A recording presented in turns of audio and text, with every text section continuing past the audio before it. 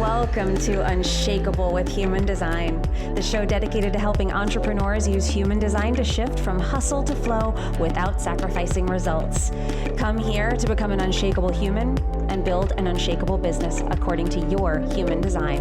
I'm your host, Nicole.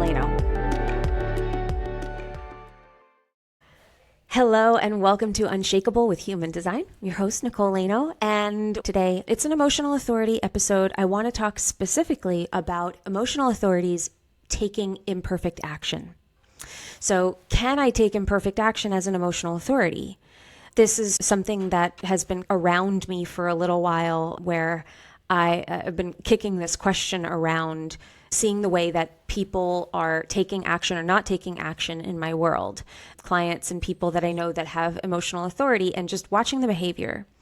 And I wanted to share this with you here because this is a theme that comes up a lot, where we are told as entrepreneurs that we need to be taking imperfect action, that we need to be moving fast, that action leads to clarity.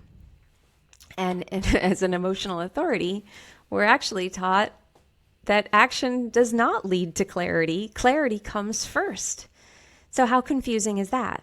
And I see that a lot. We just launched the Human Design Lab, which is our monthly membership. And we have this beautiful community of people in there all learning about human design, but more specifically, how to use their human design and start to understand how it operates, understand themselves more deeply, and start living in alignment in both their lives and their businesses. If you want information on that, you can go to nicolelano.me/lab, and you can check out all of the details there. But this is a program where we're actually teaching you how to use your human design, not just learn about it. Lots of learning, but there's even more action involved. And this is a theme that I've seen come up inside the lab, where people can end up not moving. Emotional authorities can have a tendency to vacillate between these two polarities, which is taking action to relieve some emotional state that they're in, or not waiting out their wave, which can create chaos because there's so much emotion behind the decision that they're making that it's not from, I'm going to use the term clear-headed place. Really, it's a clean energy place. But it's really more about that there can be a heightened sense of energy. I want to fix this. I want to change this. I'm so excited about this. I need this to happen, that they make a decision from that place, and it can create chaos. Because the emotional system is all about experience. It's all about humans having an emotional experience, having an adventure, really diving into life. But when we do that from an emotional place, we can create chaos in our lives and the lives of the people that we are connected to.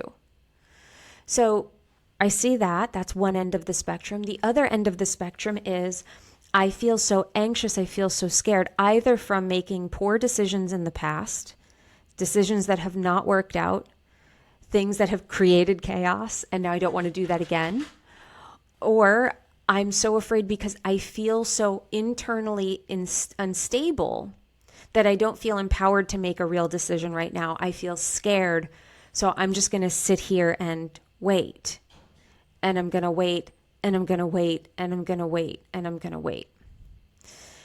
Now, in a world where imperfect action is valued and people are revered for taking it, this can be really hard, particularly for people who live this emotional life, myself included. I am a 5/1 emotional manifesting generator, and this has definitely been one of my biggest hurdles. And what I have to say to people who are emotional and taking imperfect action, what helps and what's important is, one, understand that all action for an emotional authority will feel somewhat imperfect. It will probably never feel perfect. Now, I remember when I first heard that, you're only going to feel 70% sure. I have felt quite sure of things. I don't feel devoid of emotion when I make decisions. I don't feel like I'm 100% sure and there is no emotional quality that I feel right now. What I do have is I have full clarity that this is the right thing for me, And I feel like I am objective in observing my emotions right now and understanding where I'm at in my wave. And the real key with this is understanding your emotional wave. How does your emotional system work? And this can take time. So this is really the key. When I first started working with this, I was far less sure of the decisions that I was making. So taking imperfect action just felt like I was either waiting a really long time and not making a decision, so staying in inertia, just not moving, or I was taking imperfect action and just getting a lot of lessons that felt really bad for me, like I was working outside of my process. And that's the real difference with emotional authorities is when we make a decision that's too soon for us, even if the action is right, it feels bad. We just don't trust it because we are still in this emotional process, and then it feels like that never ends. So the key with this in the beginning is to wait longer. It is to wait longer. And know that over time, you will not have to wait as long.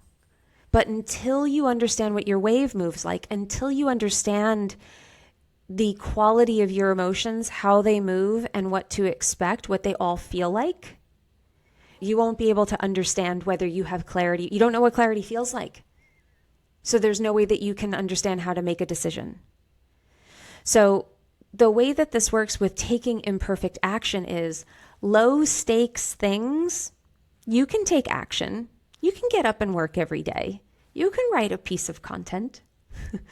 Get out of your head about that. That's head games. Response, invitations, all of those things will make taking the action easier. But when you're taking action as an emotional authority, play with setting deadlines and dates and things like that way far out in the future.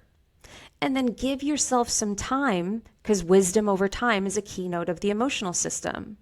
You can take imperfect action, just don't look to do it tomorrow, where there's no turning back, where there's no changing your mind. You have to give yourself flexibility to say, that no longer feels aligned for me. And you will see a lot of the emotion, that negative, oh my God, the stakes are so high, you'll see that dissipate. You'll see that start to not have so much of a hold on you.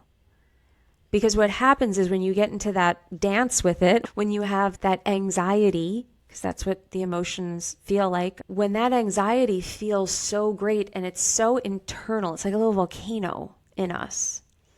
When we have that and we don't know how to observe it and we don't know how to let it calm down, it can take over. And it's almost like it becomes part of every decision that we make. So the way that you do this is by starting to observe your wave, starting to understand what it's like, starting to give yourself time for wisdom to come over time. As an emotional authority, you are here to learn patience in decision making. You are supposed to make people wait. You are supposed to be okay saying, I know I said that before and that was what we are going to do, but I am no longer doing that. We are doing something else. And letting that be okay and not having shame from that. You're here to know yourself deeply in the emotional sense. Now, where we're defined in the chart is where we are the transmitter, we are the source, we are the consistency there. Where we're open in the chart, we're feeling other people's stuff. Having a defined solar plexus means that you're not here to be wise necessarily about other people's emotions. It doesn't mean that you can't be wise about emotional intelligence. Of course, you deal with emotions all the time. You're just going to deal with them differently. But it's imperative that you be an expert in your own emotions. And the way that you do that is by experimenting with this emotional authority. It is by experimenting with your emotional wave, understanding and studying your emotional wave. So you know how it moves. So you know what it feels like when you are in or out of alignment, when you are in a high point or a low point in your wave. That's the name of the game for you. That's going to be step one. And once you get past step one, good news. That's half the ball game for you guys. Because once you start to understand that, you become very, very centered in yourself. So this is something that we teach in the lab. This is actually a focus of August for us, is going to be on all authorities, because we don't just have emotional authorities in the lab, but for emotional authorities, this will be their work, is going to be understanding your wave. I want you by the end of the month to be an expert in it. That's just going to be one of the focuses that we have for this month. And because knowing your wave is your power. Because if you know your wave, you know yourself, you know your cycle, you know how to make decisions that are correct for you, because you're able to be discerning about your emotional state.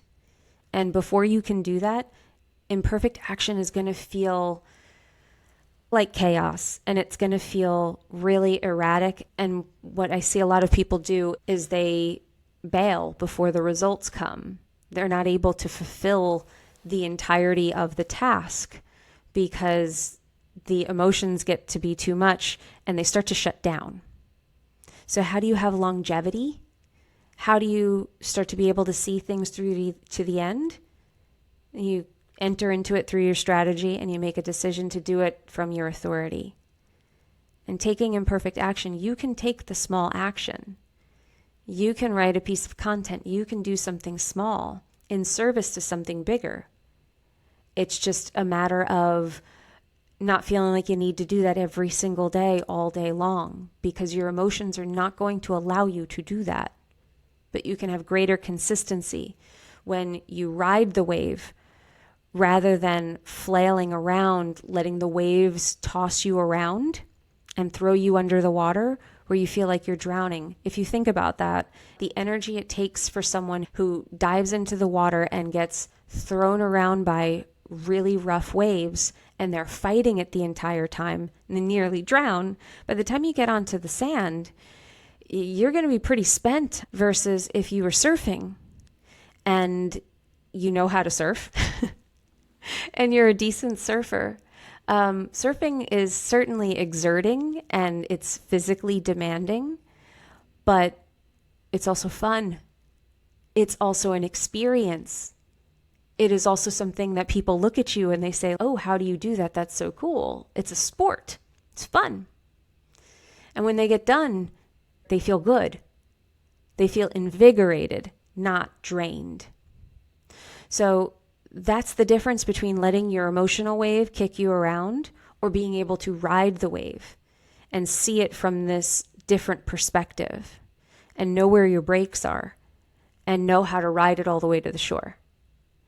So I hope this helped. I hope that this helps you understand the importance of understanding your wave and how it moves, and that there is a way to do it, that you can surf the wave, that you can understand how it works for you specifically, not just for everybody else, because everyone's waves are different. There are 4 different wave patterns depending on the channels that you have active in your solar plexus. And then also you as an individual. And that's something we teach you to do inside the lab, is help you understand how your particular wave moves and how you can make those empowered decisions. But imperfect action is possible. You just have to do it a little bit differently than everybody else. And one of those things is setting those time limits out further, giving yourself a lot of space, actively digging into a decision. It's not sitting around waiting and doing nothing. It's being an active participant in your life. And you'll notice that you'll start to see how the wisdom over time works, that you are always figuring things out. You just might be a step or 2 behind emotionally than everybody else. It might take you a little bit longer to come to that clear decision. But it isn't just sitting around waiting and doing absolutely nothing that entire time. It is about giving yourself breaks. It's an art. I hope this inspires you to learn the art and become fluent in the language of your own emotions and your emotional wave, so that you can live understanding how this works and not living where the wave is kicking you around and making you feel like you're drowning. So I hope this was helpful. I hope you loved the episode. If you did, please share it on Instagram, share it with your friends, tell somebody that you love about the show. We would appreciate it. And remember, in order to have an unshakable business, you must first become an unshakable human. So join us next time, where we will take you further on your journey of becoming unshakable with human design. We'll see you in the next one. If you love this episode and you're a fan of the show, please show us the love on iTunes, Spotify, or wherever you're listening to the show and leave us a review. And if you'd like to connect with other entrepreneurs on their human design journey, join our free Facebook community, Human Design for Entrepreneurs. Go to nicolelano.me/podcast links to join the group, book a human design reading with me, or access our free human design resources. We'll see you there.